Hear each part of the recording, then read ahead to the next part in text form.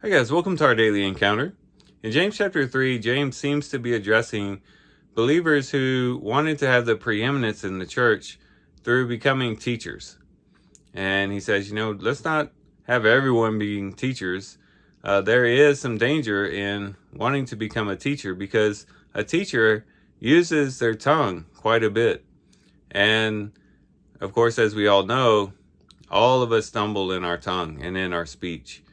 And he says that the tongue is a world of fire. It's a very dangerous thing. And the more and more you use the tongue, the more and more likely you're going to speak something that is incorrect or something that is wrong or something that is harmful.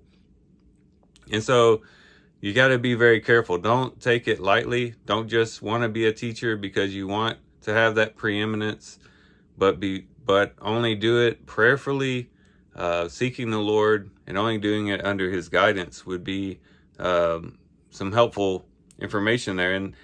And in verse 13 in our reading today, he kind of sums this up. And he says in verse 13, "Who among you is wise and understanding? Let him show by his good conduct his works in the gentleness of wisdom." In other words, if you want to show yourself to be wise and full of understanding, live a good life. A person can say a lot of profound things, and a person might be able to speak in a way that just leaves the crowd in awe. But what really shows wisdom and understanding is a person's conduct, the way that they live.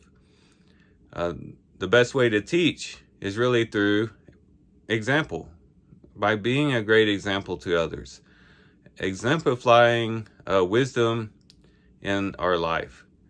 If we just try to appear wise before others using our tongue, eventually we're going to be found out. Eventually we're going to say something wrong, something hurtful, something that is incorrect, and that will be found out. But if we live a life of good works, of good conduct, and we're living a life before the Lord, glorifying him, that is a sure way in which we can teach others, and perhaps even teach them in a better way than we would with our tongue. Now, that's not to say that we shouldn't teach with our tongue, that there are moments in which we should teach other people, that we should share the gospel, and we should encourage one another and those sorts of things. But all of that is backed up by holy conduct, living a life of good conduct before the Lord. And so let's be encouraged by this today. Yes, there is a time and place for teaching. There is a time and place for instruction.